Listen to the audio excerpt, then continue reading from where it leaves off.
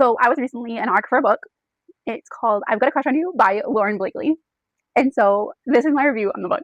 And I'm going to try to convince you to read the book because that's my reviews on the book. And so I'll write in the description my ratings for the book.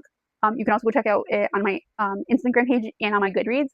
But I'm going to try to convince you to read this book. That's how I do my reviews on TikTok. So I've Got a Crush on You by Lauren Blakely. So you are a part-time dog trainer. Your full-time job, which you are not a fan of, is with your ex-husband's family. And it's a balloon company. Okay? You absolutely hate balloons. Okay? And your ex-husband is a narcissist. Okay? But the way you pay your bills is by working at this company. Okay? You would love to take dog training to a full-time job, but you just haven't done the steps to do that yet. Okay? You're a little hesitant. You're a little nervous. You're kind of comfortable. So you haven't really pushed the steps. You get clients, but haven't really put yourself out there enough to make it a full-time job. But one day you go to work and your ex-husband sabotages you and makes a big mess in the town square, and there's blue confetti and balloons everywhere. That balloons popped, and you get pulled into the office, and his father fires you. And you're like, your son is the one that sabotaged me. Like, are you kidding me? I'm losing my job. Seriously? He lets you go. Now you're like, so you go home and you kind of sulking. You're like, what am I gonna do now? Like, what am I gonna do? So you are at home going through a pint of ice cream when you realize that your client for your dog groomer, for your dog trainer, like the dog you just trained, their owner was throwing a birthday party. But you realize that it's not a birthday party for them, it's a birthday party for the dog. So you quickly whip yourself together, do your hair, get on a cute outfit, and decide to go to the birthday party because you can then try to pick up potential clients at this party. Okay?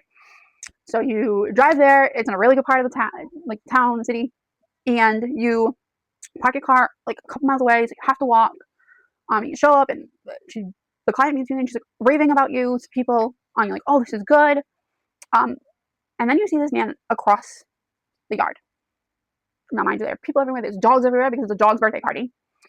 And so you see this man, but all of a sudden, then there's a woman next to him, and they're kind of talking. You're like, oh, he has a girlfriend. So of course, he's a good-looking guy. He has a girlfriend. So you just kind of ignore it, right?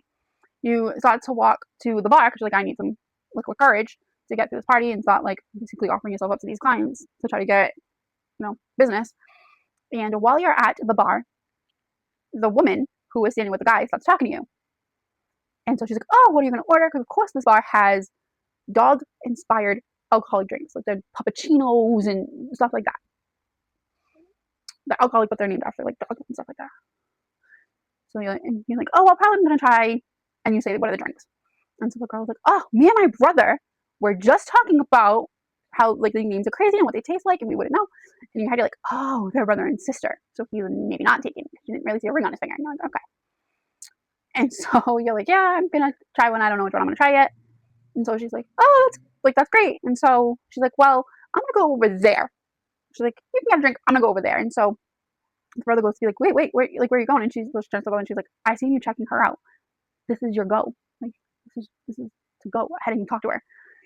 And so you kind of hear that, and you a little bit, and then all of a sudden you and this guy start talking, and you start walking down to the pond where the dogs are running off the dock and into the pond.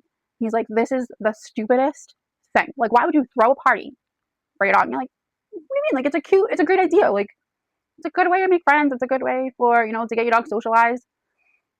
And so while you're down at the dock, though, there's a bantering and talking.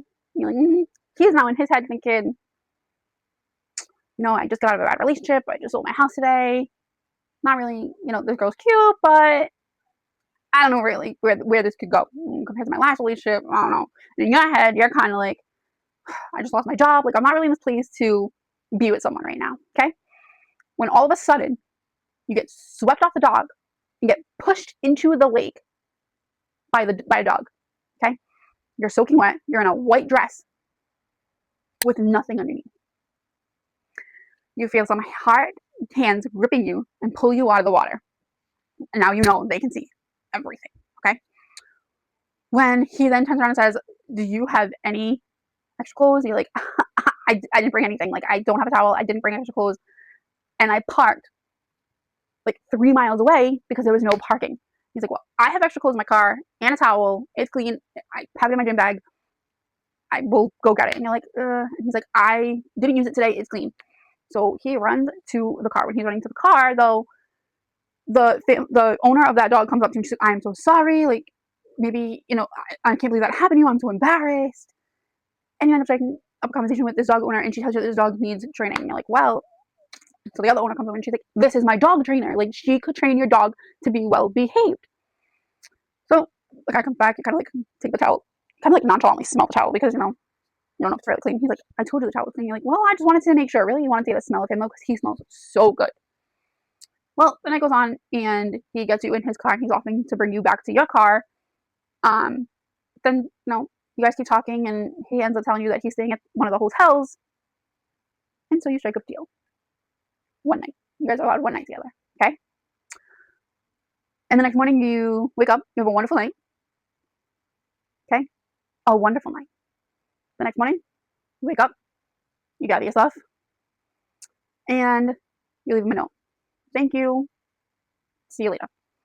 You leave the hotel room, you delete his phone number, you took a picture of his license in like the beginning of the night just to make sure, if he was a creeper that, you send it to someone and they would they would save you.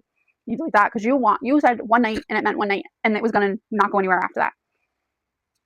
Well, 6 weeks passed, a couple weeks passed, and you have picked up odd jobs with clients after that party, but you are needing a space to do your dog training, right? And so one of your best friends is like, hey, the old dog groomers that closed down is being reopened, and the owner put me in charge as like a manager to rent out the extra rooms. What about you take this extra room that I have at the dog groomers, and that's where you can do your dog training? You're like, this couldn't have come at a better time. Thank you so much. Oh my goodness. So you sign on to it, you go see the space, it's great. Okay. So a couple days later, you decide to go to the bakery. It's your first day of work. You decide to go to the bakery, get pastries for everybody that is working there that you want to introduce yourself to, make it a good impression. And then you go to work. And you walk in the front door. And who is standing behind the counter? Yep, you guessed it. You one-nighter man. He looks at you and you look at him. And he's like, are you stalking me? And you're like, excuse me? And he's like, are you stalking me? And you're like, no. He's like, then why would you be here? And now you're offended. And you're like, are you kidding me? I deleted all your stuff. Like, in his mind, he's thinking, well, you took a picture of my license, so you could track me down. Miscommunication there. But then you realize he owns the business, and he opened the business. And after a couple, sort of tatters over the next few days, he then realizes you rented a space at his business. And so y'all have to work real close together. I don't know about you, but between bantering and some smutting now, sounds like a really good book. I think you should read it. It's called I've Got a Crush on You by Lauren Blakely.